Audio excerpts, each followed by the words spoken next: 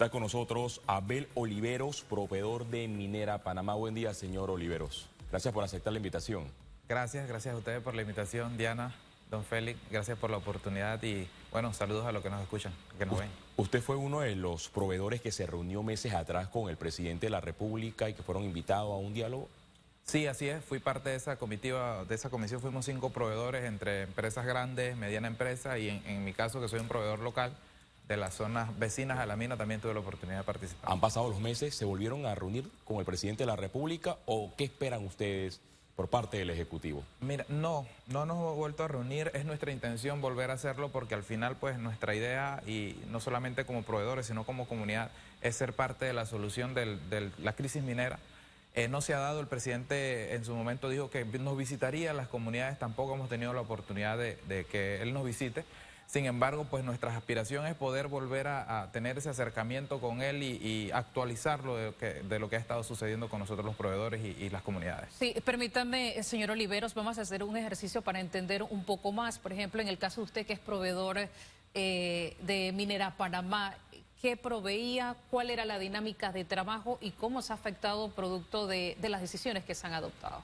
Las afectaciones han sido mucho y muy duras, fuertes, sobre todo para un emprendedor como yo y como muchos otros colegas de otras empresas también que tenían relación con la mina. En mi caso, mi empresa era metalmecánica, se encargaba del mantenimiento, pero en especial nosotros reclutábamos gente de la zona, del área, las entrenábamos para que en un futuro pues se encargaran de hacer todo el mantenimiento de la planta de proceso.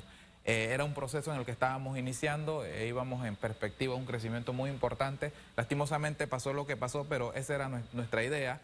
Y al darse este cese abrupto de operaciones, prácticamente nuestra empresa ha quedado en pausa, como la de muchas otras personas que tenían inversiones importantes, con sueños, con metas que han quedado pausados y estancados. ¿Empleaba a otras personas, no? Sí, por supuesto. Yo tenía alrededor de 15 a 25 trabajadores en mi cartera de trabajo. Era una empresa relativamente chica que iba creciendo, pero también conozco de otros proveedores que tenían alrededor de 200 personas, otros 400 personas que eran de la zona del área de Penonomé, Coclé, sobre todo del interior, que es la provincia que hemos sentido más ese golpe del desempleo, porque no hay inversión privada en la zona que realmente tenga esa capacidad de generar este tipo de empleos formales y bien remunerados.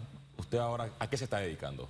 Bueno, por ahora hemos estado haciendo nuestras actividades que siempre hemos hecho, como la agricultura. Siempre hemos tenido este tipo de relación porque somos del campo, pero pues como usted sabe, la agricultura realmente es muy difícil llevarla a cabo en nuestra zona, aparte de que pues hay competencia muy dura. Nuestras tierras a veces no se prestan tanto para competir con tierras altas, por ejemplo, pero eso es lo que estamos haciendo. ¿Qué mensaje usted le envía, ya que en vista de que usted es consciente de que hay muchas personas que se oponen a la actividad minera en Panamá, pero existe una realidad en ese sector del país, el caso de usted, que era proveedor de esta empresa y que ahora se debe dedicar a otras cosas? Cuando usted escucha que se debe ya cerrar por completo la actividad minera en Panamá, que Panamá vale más que minería, que los proveedores y los residentes de las áreas aledañas a la mina en Donoso deben dedicarse a otras cosas, ¿usted qué piensa? Pienso que están equivocados y con todo el respeto que se merecen.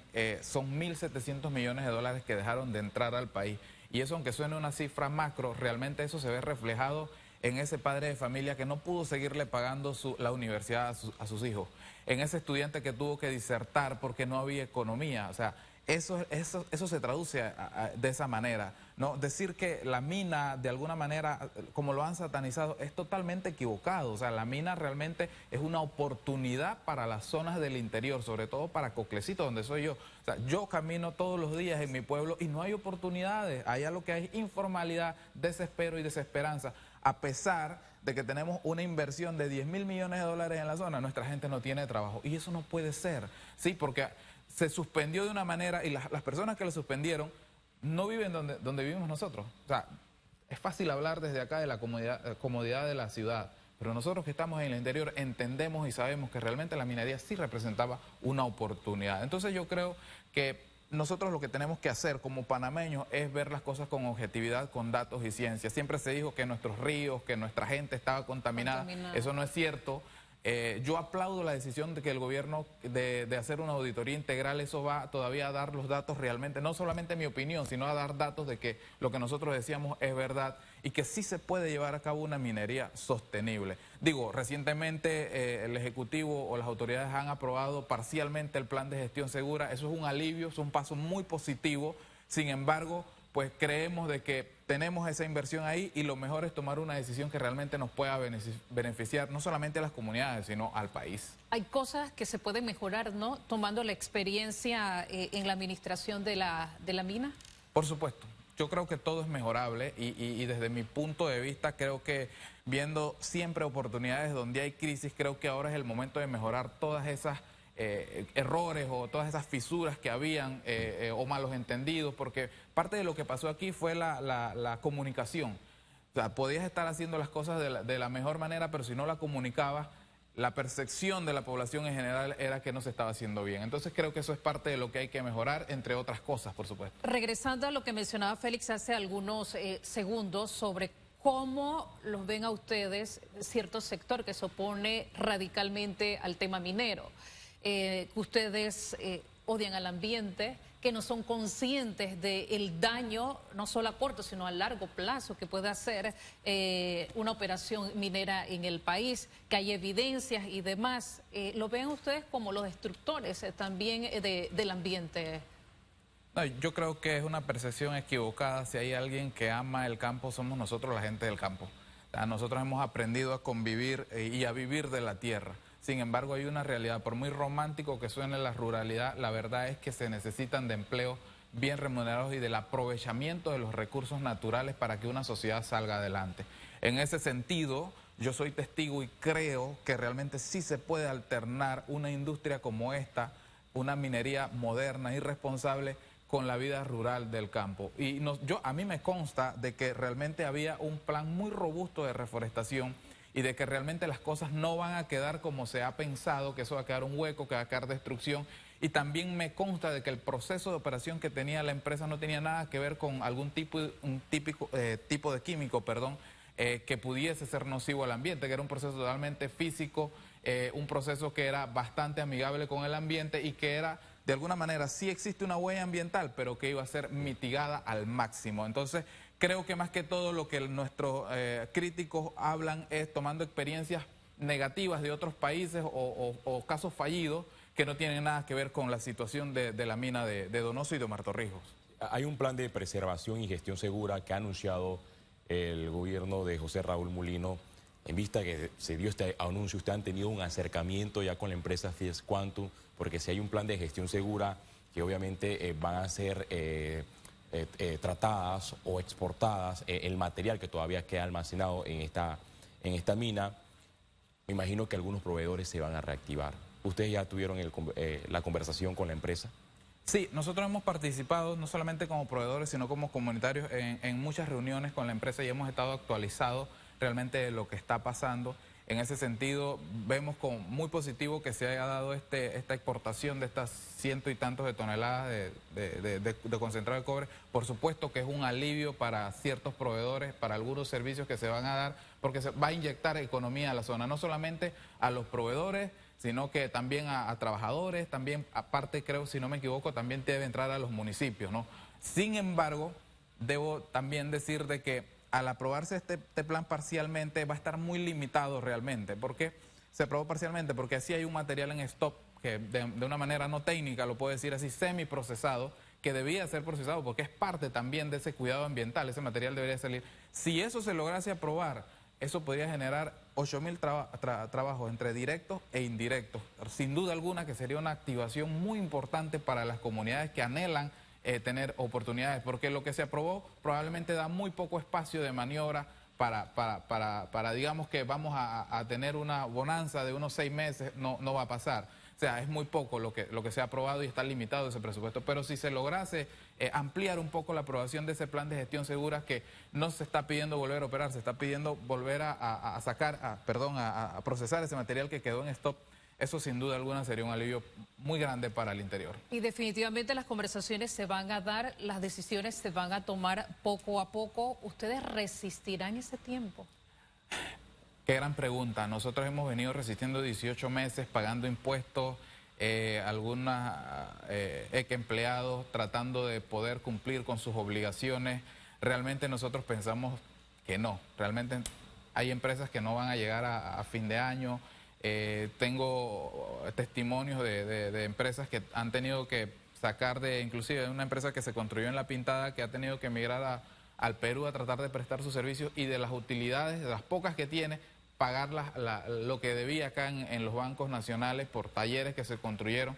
Entonces yo creo que la situación es crítica, por eso pues de manera amable, sencilla y humilde le hacemos ese llamado al Ejecutivo. Realmente las decisiones que nosotros queremos, no porque quisiésemos presionar, pero es que realmente el desespero es enorme. Todos los días la gente me escribe a mi teléfono, nos envía mensajes de que sabe si están contratando, necesitamos trabajo, operadores, mecánicos, soldadores, empresas que están tratando de ver cómo se sostienen, no quiebran. O sea, y en un país como este, donde ahora mismo hay crisis de empleo, yo creo que lo más factible para el gobierno es que esto se pueda de alguna manera reactivar. No sé, yo sé que esto es complicado, pero hay que buscarle una solución a esto lo más pronto posible. Cuando ustedes tuvieron el primer encuentro con el Ejecutivo, todos los proveedores, ¿qué les prometió el presidente y en qué ha cumplido y qué conversaron en ese momento? Bueno, el presidente realmente en ese momento todavía no estaba aprobada la ley de la Caja del Seguro Social. El presidente no nos prometió, digamos, de manera directa, pero sí nos dijo, una vez esta ley sea aprobada, yo voy a tocar el tema de la mina. No nos dijo en específico qué es lo que va a hacer, cómo lo iba a hacer, para nada, no nos dio detalles, solamente dijo, apenas pase este tema de la ley de la Caja del Seguro Social, yo voy a abordar el tema. Creo que lo ha hecho. Lastimosamente han habido otros sucesos en el país que seguro lo han detenido, lo han pausado, pero digamos que nosotros realmente lo que le dijimos a él en su momento, que nosotros como comunidad, sobre todo las comunidades, queríamos ser parte de esa conversación. O sea, nosotros vemos con un celo que creo que es muy normal, que hayan grupos que no pertenezcan a la zona, que sean los que puedan opinar, y la gente que está alrededor no tenga parte en esa mesa. Entonces, desde las comunidades, y yo se lo dije al señor presidente, eso es lo que queremos. O sea, queremos ser parte de ese diálogo. Nosotros no estamos para cerrar calles ni para obstinaciones, nosotros estamos realmente para construir mejores días para este país. Aparte del trabajo que usted explicó, a lo que usted se dedica y esa dinámica de trabajo, ¿qué otros proveedores había en el sector? Bueno, la mina era una ciudad industrial que necesitaba de muchos bienes y servicios. Desde en mi caso, metalmecánica, estaba el que proveía los productos de limpieza, estaba el productor que sembraba productos agrícolas, frutas y legumbres para venderle a los campamentos de la mina, estaba la gran empresa que traía partes industriales, estaba el que vendía los trapos para trabajos mecánicos. Es decir, era una gama de servicios y bienes que necesitaba la empresa, que hacía de que esto fuera muy viable económicamente. En ese sentido, estamos hablando de que habían más de 1000 proveedores locales que vendían productos a la mina. O sea, era un círculo o un flujo económico de alrededor de cerca de 1.000 millones de dólares que hoy en día hacen falta. Yo creo que por eso es ese bajón en la economía, ya se ha comprobado con datos económicos y sobre todo en el interior, de que al suspenderse eso, esa cadena de valores ha repercutido en todos los sectores, ¿no? Entonces eso es más que todo, o sea, había muchos aspectos, es como una ciudad que necesitaba de muchas cosas, así mismo era la mina. Me voy al otro lado. Sé que se ha dado ese acercamiento que mencionaba Félix con las autoridades gubernamentales.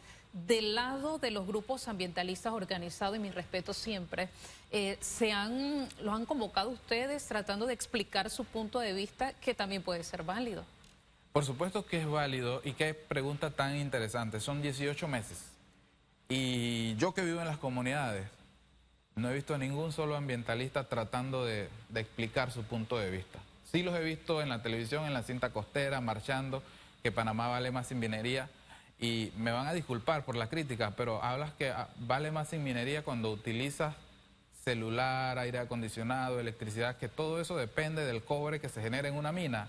Entonces, creo que si no se vive en la zona o si no se va a la zona, no se va a poder entender. Con el respeto que se merecen, de verdad, ya pasaron 18 meses, hablaban de que del turismo se podía vivir, ya ha sido suficiente tiempo para darnos cuenta de que sí, el turismo es importante, sin duda alguna, pero para nuestra zona, que necesita mucha inversión en infraestructura para ese tipo de desarrollo, por ahora no es viable. Entonces, no han ido, o sea, han tratado de enviar, y esto es hasta un poquito irresponsable. Han enviado folletos con sus emisarios para que repartan en las comunidades, pero nunca he visto ningún tipo de conversación allá. Aquí estuvo la arquitecta Raiza Banfield, quien rechaza la actividad minera en el país, y ella menciona como un plan o como una alternativa es que se reemplace la actividad minera en Donoso por el avistamiento de aves para generar una economía como ocurre en otros países. ¿Esto sería viable, tomando en cuenta que usted es proveedor, o no es viable para Donoso?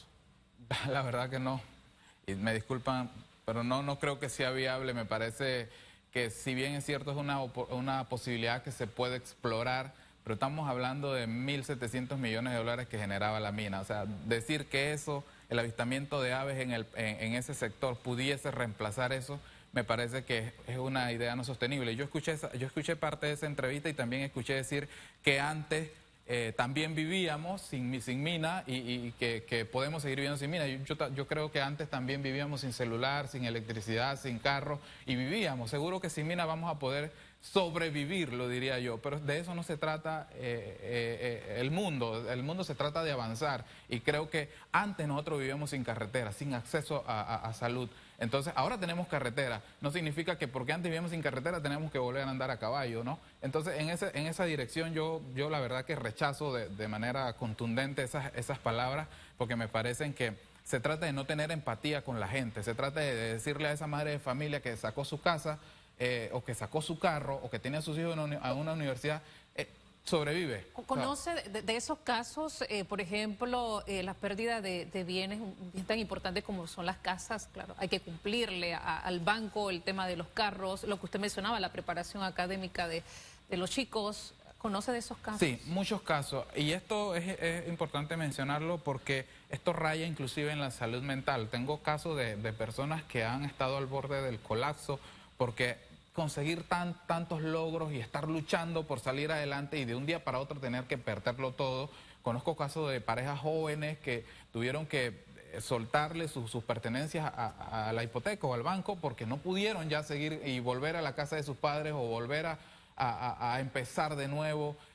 Algunos que habían sacado sus carros a mucho esfuerzo han tenido que prescindir de eso porque no hay manera en cómo ellos han podido reinventarse, y los trabajos que han logrado conseguir no pagan lo suficiente, y es la verdad, el salario mínimo no da para tener este tipo de oportunidades que es lo que nosotros decimos que es mejorar la calidad de vida de la gente del interior. Esa es nuestra realidad. Ahora bien, cuando se registró la manifestación y la huelga y el rechazo contundente a la actividad minera y al contrato que fue declarado posteriormente inconstitucional por la Corte Suprema de Justicia, se veían manifestaciones en distintas partes del país. Ahora bien, ¿qué dicen actualmente los pobladores, las comunidades aledañas a la actividad minera en Donoso? ¿La mayoría está a favor que se reactive la mina o todavía hay un grupo que se opone a esta actividad? Y cuando hablo de un grupo, si ese grupo que se opone es mayor al que sí está a favor de la reactivación. Por supuesto que no podemos hablar de que un 100% de las personas estén a favor de la industria minera. Siempre va a existir y existe un remanente que tiene ciertas inconformidades y tiene ciertos cuestionamientos que me parecen justos. Uno de esos es ellos decir que no ven reflejado realmente esos ingresos de la mina en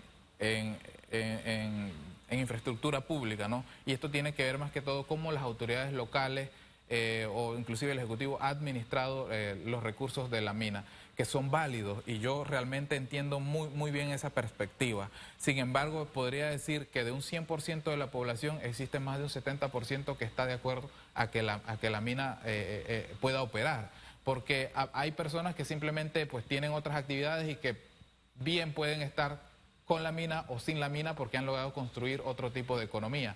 Pero en la mayoría de la población está a favor de que la mina pueda tener una solución y que le pueda generar empleo. Y la exigencia de la gente es sencilla, es empleo.